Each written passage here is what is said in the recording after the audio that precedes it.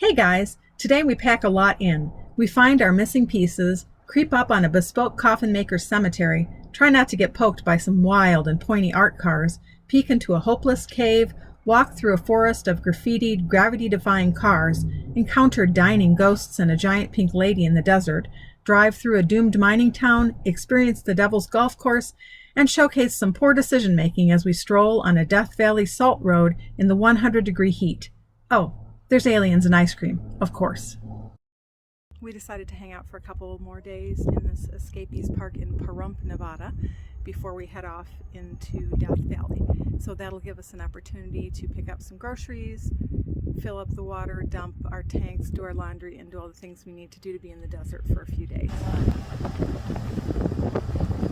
It's the polar parlor.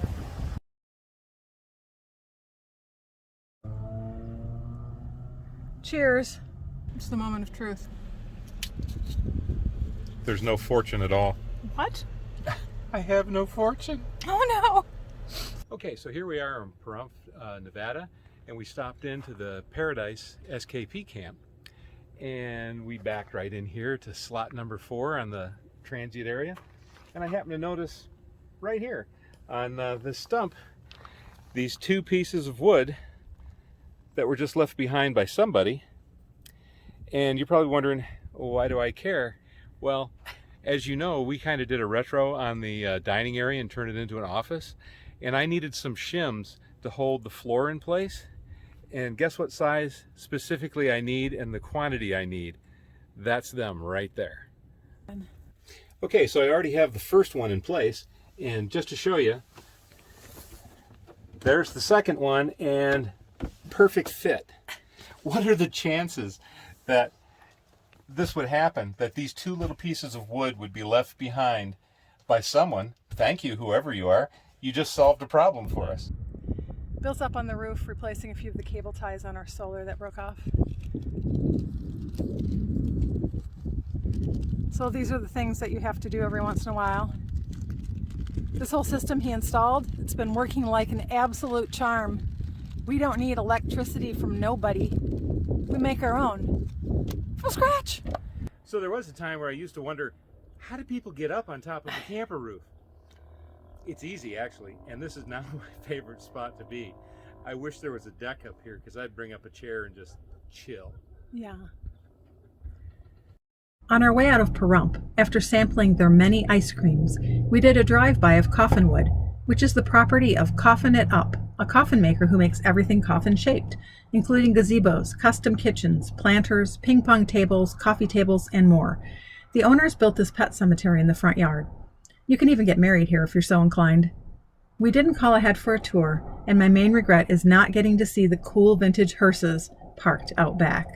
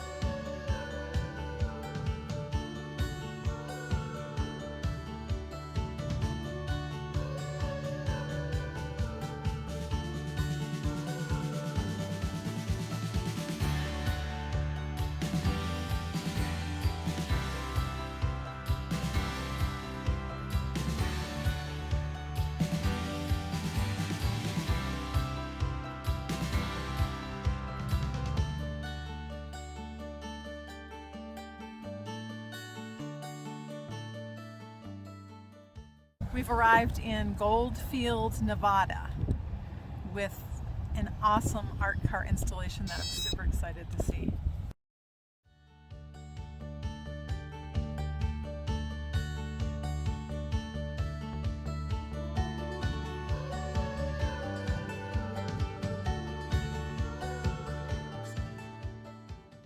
After artist Rockette Bob's art car vehicles were impounded by the city of Reno due to city ordinances, the cars were saved from being auctioned off and brought to Goldfield, Nevada, where they've lived ever since. The Santa Bug is a 1976 Volvo wagon with a VW Bug on the roof. The houseboat car is a 76 Datsun with a 50s powerboat on the roof. The Woody with horns is an '86 Mustang covered with over 1,000 popsicle sticks. The Reno Cacophony double-decker work truck is the latest on a '72 Dodge van with another VW Bug on the top.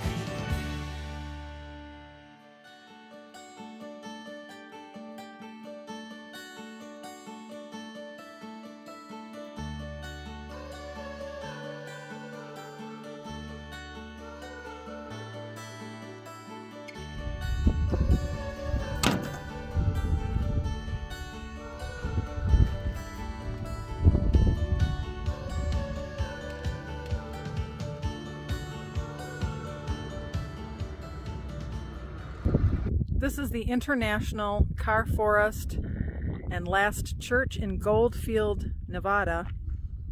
We're going to go explore.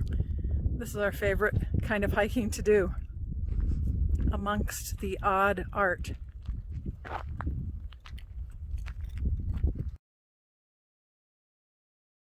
This is the International Car Forest and Last Church, just outside Goldfield, Nevada. It was created by Mark Rippey, I hope I pronounced that right, a Goldfield resident who wanted to create an open space where artists could unleash their creativity on cars rather than canvases. Rippey wanted a national forest of sorts that people from anywhere could come to visit for free. Ground broke in 2002, and the 40 or so cars collected here are the culmination of 9 years of effort that form the fulfillment of his unique vision. The Last Church reference is a nod to his website, which is likely defunct, at least I couldn't find it online. It's said to present religious thinking that wants no part of organized religion. And while I can't consult with the artist, it's said that he has been incarcerated for weapons charges. I think that his beliefs played no small role in the creation of this vision. One can't help but notice that some of the cars are buried nose down, like ostriches, while others appear mired in the earth with their headlights facing the heavens. Even a cursory knowledge of human history can help you find more meaning in the selection and placement of these industrial relics. But then again, they might just be oddly parked old cars whose paint jobs, like chameleons, change depending on who's viewing them. Visit here and use these icons to create your own story.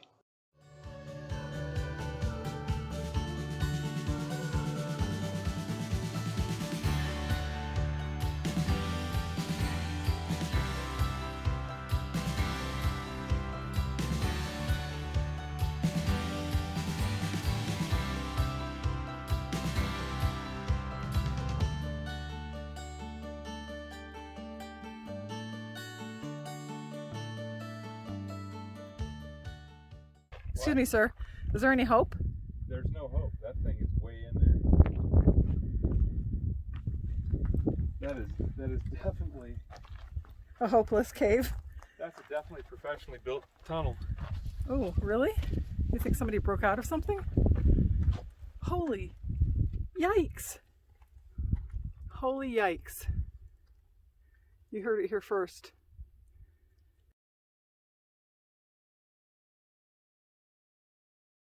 This is our boondocking spot, and I'm hoping we're going to see more of those wild burros we saw when we pulled in. Maybe they'll come by and visit tonight. I have to watch out for burro apples here. Quite prevalent. We found this abandonment here, not really sure what it is. Some sort of a water tank, maybe a kiln. Some stone fences on the side of this substantial hill.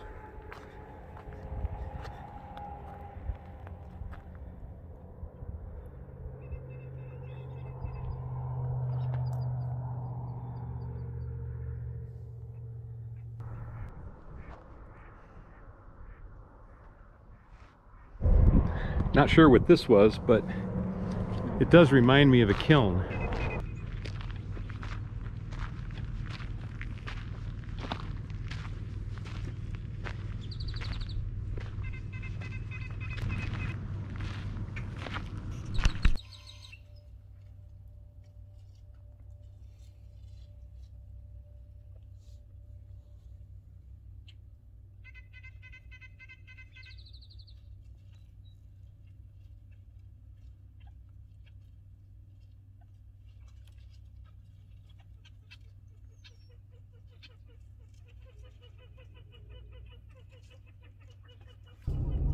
Death Valley has a Dennys. It's always good to know.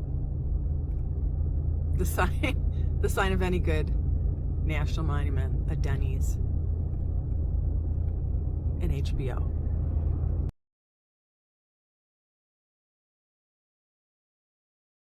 So, what can I quote you on today? The only reason that people would come out to this very desolate, rocky, barren area is, I thought, to do mining, but you said no. To get away from people and buy cheap property.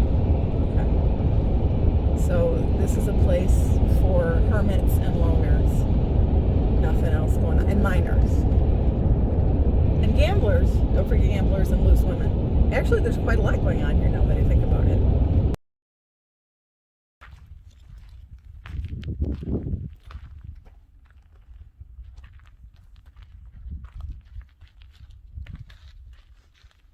I'd like to see that guy try to ride that bicycle. It seems like it's going to be a failed venture. How does he even have hands?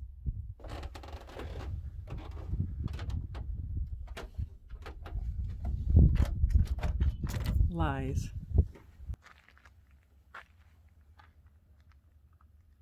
I'm glad to see that this couch has cup holders. Those look good. Those will work. The Coldwell Open Air Museum is located in the ghost town of Rhyolite, a doomed mining town that experienced a big boom and a big bust in the financial panic that followed the San Francisco earthquake of 1906.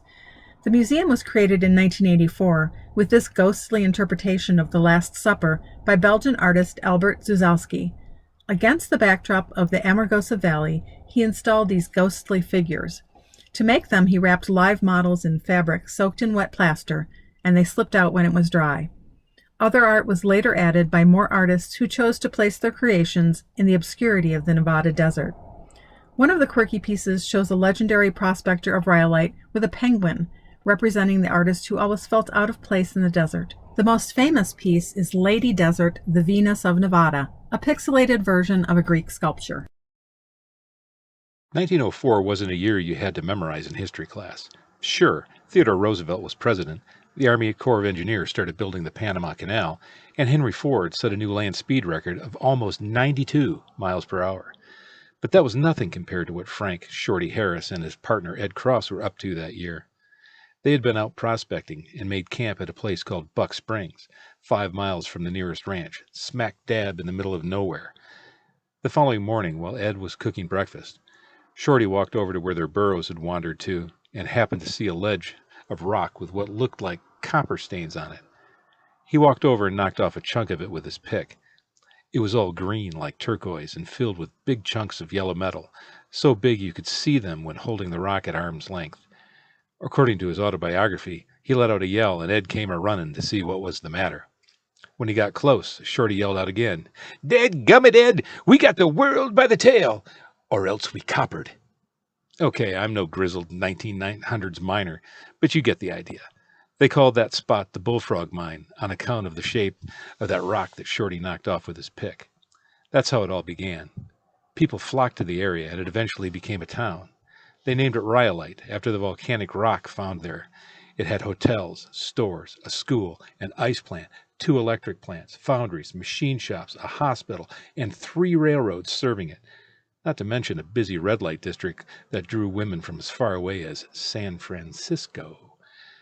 Just like the boom, though, the bust came quick. In 1916, the power plants flipped the switch and turned out the lights in the dying town that was once Rhyolite.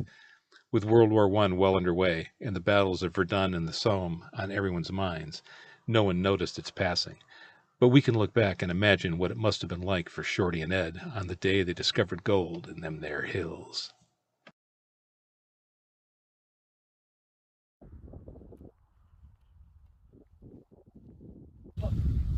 they've got 5G. Yay! Wasting no time.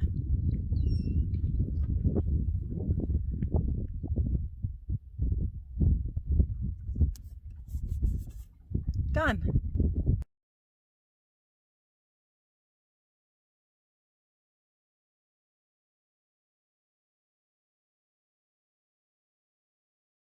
One of the top listed attractions for Death Valley are these mesquite sand dunes.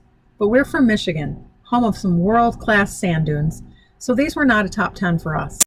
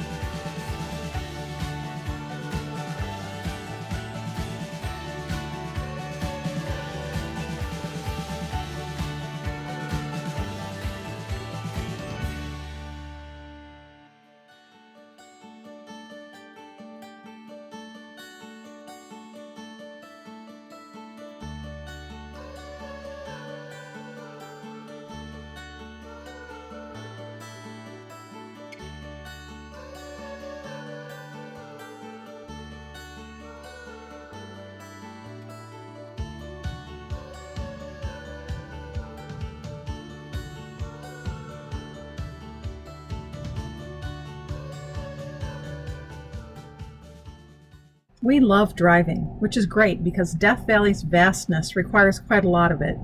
These are the colorful hills of the Artist's Palette Scenic Loop.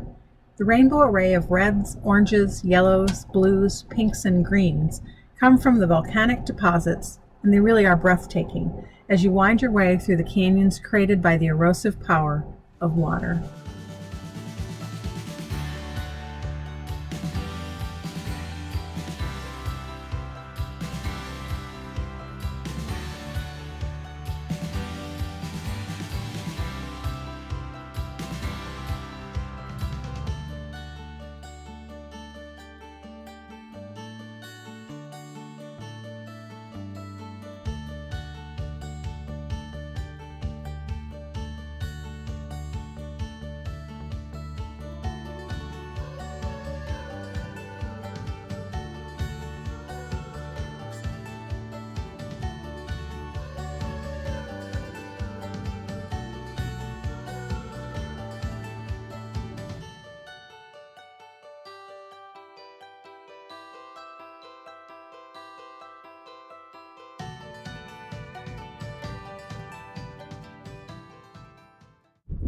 It's 97 degrees in your drive time commute to the Death Valley.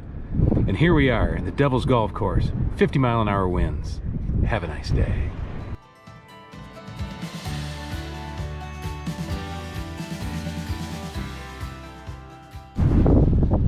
This is Badwater Basin out here in Death Valley, Nevada. This is the lowest point in the United States, and the wind is blowing like crazy out here.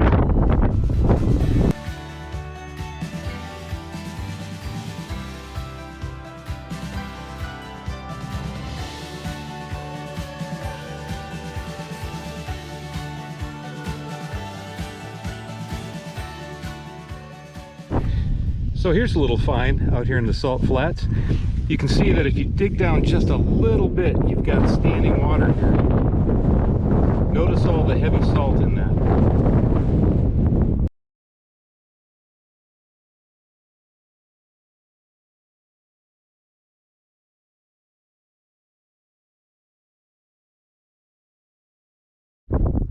So Kelly and I decided to accept the new camp challenge and take our camper, our Series camper, where no camper has gone before. So here we are on the surface of Mars. We're hoping to meet up with the rover from NASA and see if we can help NASA out a little bit. And then we're going to go check out the face on Mars, which we're sure is a big boy. This seemed like an appropriate place to insert these crazy photos I took while we were camping in the park. Just my phone and a black light and a million stars.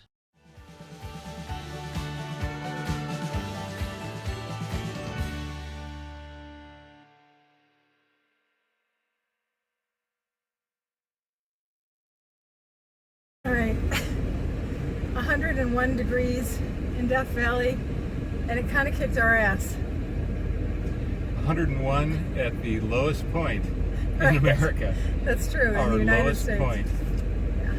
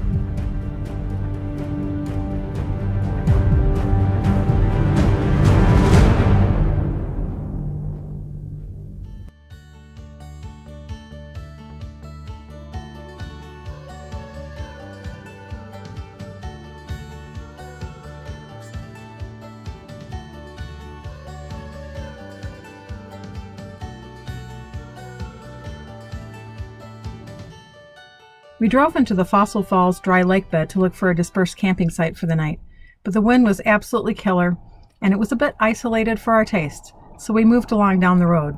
We stopped for some fresh jerky, and then we found one of the best campsites we have ever come across. We'll share that in our next video.